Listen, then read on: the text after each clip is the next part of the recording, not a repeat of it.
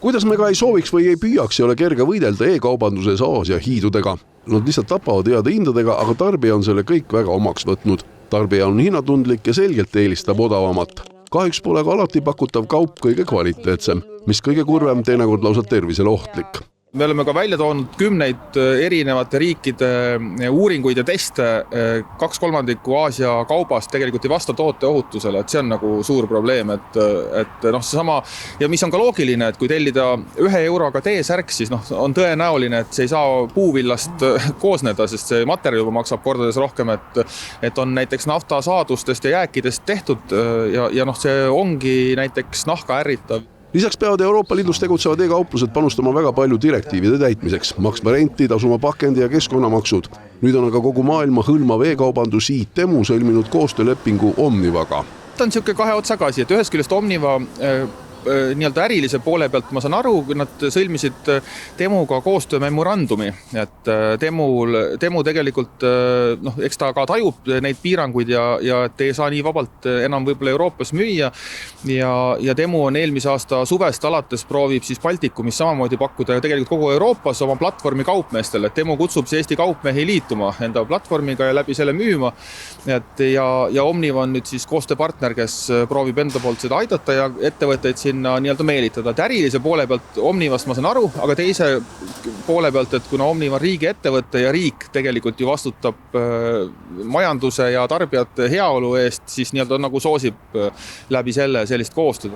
Omniva ülesanne on nüüd siis hakata leidma Temu müügiplatvormile huvitatud ettevõtteid, kes tahaks seal kaubelda. Plaan ju ahvatlev. Kuidas aga riik sellesse suhtub, et riigi ettevõtte sellise koostöö on sõlminud? Eks Omniva on pakkide vahendaja, nemad pakkide sisse ei vaata. Muuhulgas on nende eesmärk ka teenida kasumit. Temu on kindlasti väga suur mahuäri, see aitab Omnival ka enda äri teha. Ja Omnivat ju kasutavad Eesti inimesed, kellele siis on võimalus pakke saata, on võimalus pakke vastu võtta. Ja see, et seda äri niimoodi laiendatakse, see on Euroopa Liidu reeglitega kooskõlas ja see Omniva ei vali nagu selle arvelt, vaid et seda, mida klient soovib, et sinna suunas tuleb liikuda väga konkurentsitihedal turul.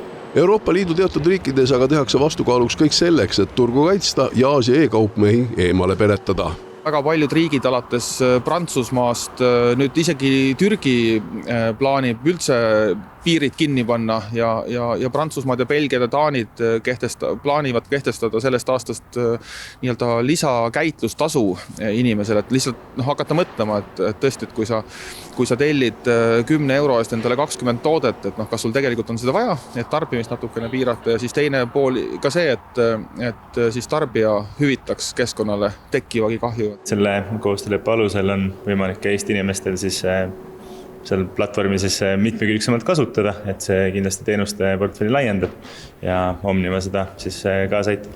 Teadolevalt on juba Temu platvormil ka Eesti teemalise sisuga asju müügil. Kui palju seal Eesti enda kaupmeeste osa on veel raske aru saada. Juba on tekkinud Baltikumil suured vahelaud, kus ettevõte saab kiiremini tellimusi täita.